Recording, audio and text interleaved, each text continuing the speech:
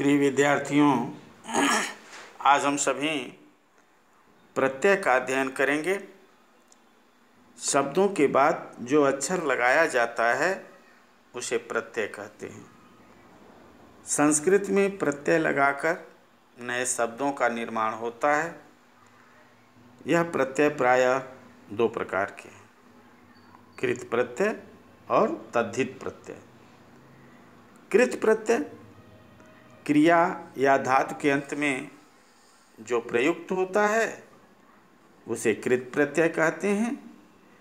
उन्हें उनके मेल से, उनके मिलने से जो पद बनता है, जो शब्द बनता है, उसे कृदंत कहते हैं। दूसरा है तद्धित प्रत्यय। संज्ञा और विशेषण के अंत में लगने वाले प्रत्यय को तद्धित प्रत्यय कहा जाता है और उनके मिलने से बने हुए पद को तद्धितांत, तद्धित अंत में तद्धितांत पद कहते हैं।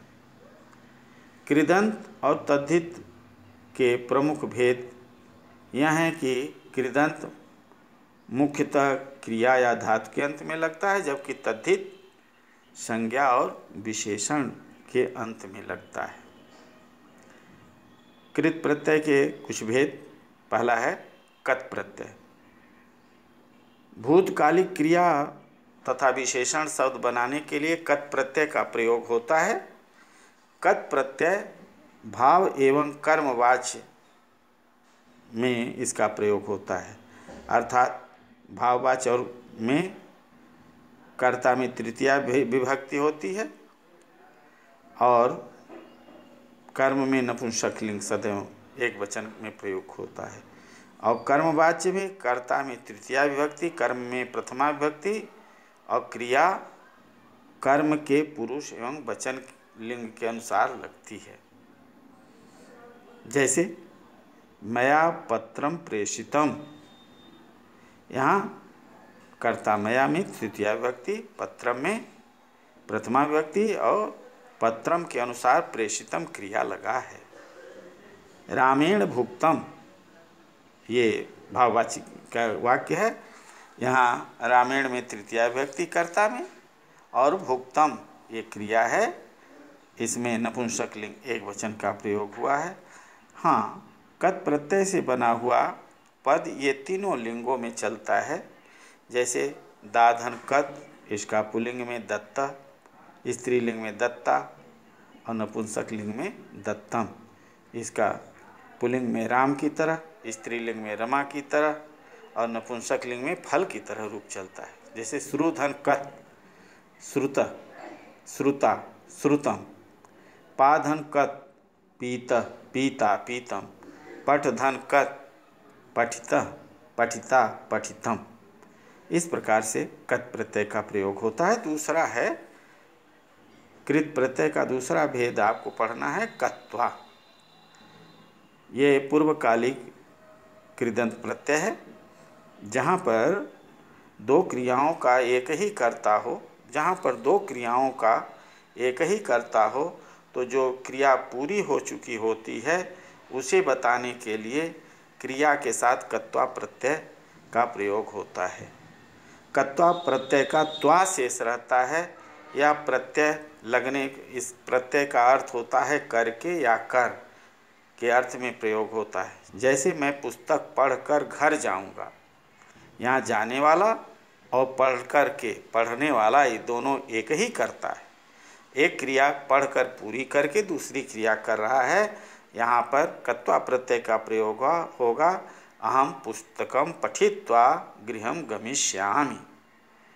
इसका प्रयोग हम जैसे करते हैं भूधन कत्वा भूत्वा, पठधन कत्वा पठित्वा, गमधन कत्वा गत्वा, खादधन कत्वा खादित्वा, दृशधन कत्वा दृष्ट्वा, दाधन कत्वा दत्वा, पाधन कत्वा पीत्वा, हनधन कत्वा हत्वा।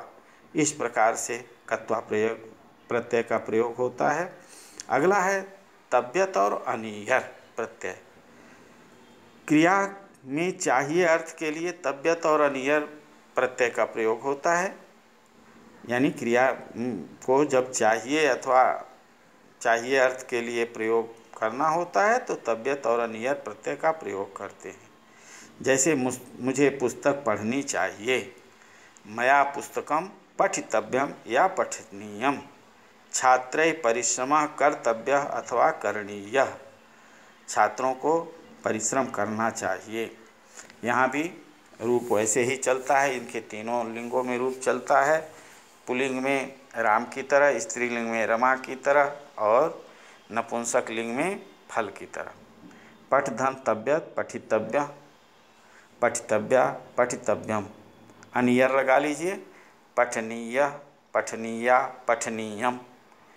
क्री धन तब्यत कर्तव्य कर्तव्या कर्तव्यम, और अनियर लगा लीजिए, करणीयम करणीया करणीयम। तो पठधन अनियर पठनीय पठनीया पठनीयम बनता है। इस प्रकार से तब्यत और अनियर प्रत्यय का त्व और तल प्रत्यय, यहाँ संज्ञा या विशेषण से जब भाववाचक संज्ञा बनाना पड़ता है तब वहाँ त्व अथवा तल प्रत्यय का प्रयोग होता है। यहाँ त्व का त्व जुड़ता है, तल का ता जुड़ता है।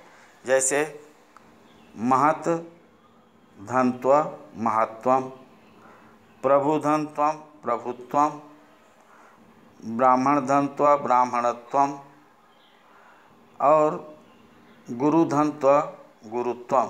इस प्रकार से त्व प्रत्यय का प्रयोग हुआ। तल प्रत्यय का प्रयोग शब्द के अंत में त जोड़ दिया जाता है। त प्रत्यांत शब्दों का प्रयोग सदैव स्त्रीलिंग में होता है और ये भाववाचक संज्ञाएं बनती हैं। जैसे महत धन तल महत्ता, प्रभुधन तल प्रभुता, कटुधन तल कटुता, लघुधन तल लघुता। इस प्रकार से त और तल प्रत्यय का प्रयोग होता है।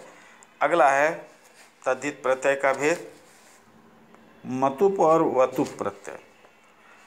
मतुप प्रत्यय संज्ञा से वाला अर्थ प्रकट करने के लिए, विशेषण शब्द बनाने के लिए मतुप प्रत्यय का प्रयोग होता है। मतुप का कभी मत तो कभी वत भी जुड़ता है। वतुप का वत और मतुप का मत जुड़ता है। ये शब्द विशेषण होते हैं तथा इनके रूपों में विशेष के अनुसार लिंग और वचन विभक्ति आते हैं। जैसे श्री, श्रीधन मतुप, श्रीमत या श्रीमान, रसधन मतुप, रसधन वतुप, रसवत, धन धनवतुप, धनवान, धनवती। इस प्रकार से मतुप और वतुप प्रत्यय का प्रयोग होता है। आप सभी लोग इस वीडियो को सुन कर के अभ्यास करें, लिख लें, अभ्यास करें। जहाँ न समझ में आया हो, ना आता हो, वह मेरे YouTube चैनल के कमेंट बॉक्स में लिख कर के आप भेजें। उसका मैं उस जिज्ञासा का समाधान प्रस्तुत करूँगा। आप सभी लोग आगे बढ़ें, यही मेरी इच्छा है। शेष अगले वीडियो के साथ आपसे जुड़ूँगा।